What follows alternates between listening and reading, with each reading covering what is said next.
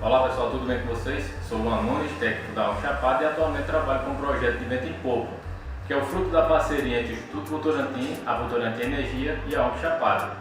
Esse projeto ele tem atuação aqui em Pernambuco, em Araripina e em Simões, no Piauí. E o nosso bate-papo de hoje é para falar sobre distanciamento social.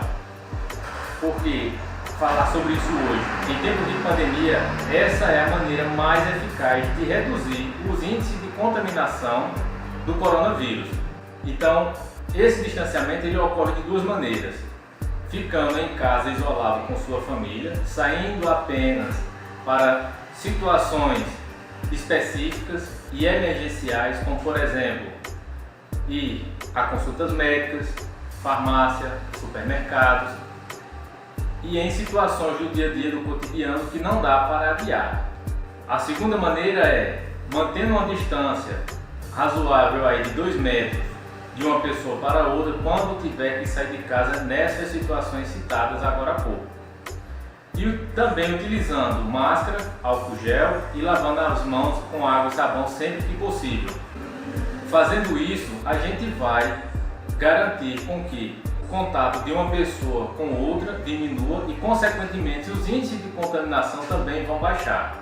Por isso que o distanciamento social é a medida mais eficaz no combate ao coronavírus. E aí, para que a gente possa ter um comparativo aí da importância dessa prática, dessas medidas que são simples, pessoal, é só ficar em casa, nada mais do que isso.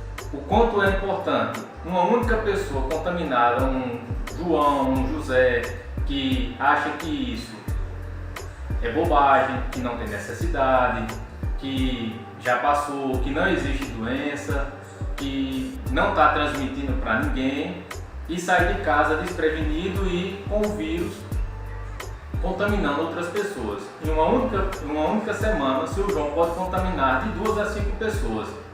No decorrer de 30 dias, seu João, que acha que isso é bobagem, que não se previne, vai contaminar em média 400 pessoas, e isso é comprovado cientificamente.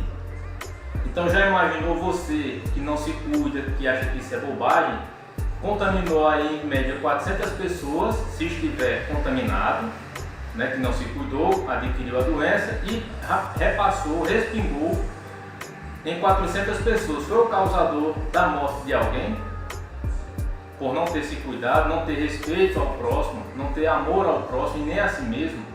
Porque quando nós nos cuidamos, estamos cuidando também do nosso próximo. Ok? Então vamos ficar em casa, vamos nos cuidar para que essa situação passe o mais rápido possível. Muito obrigado, um forte abraço a todos.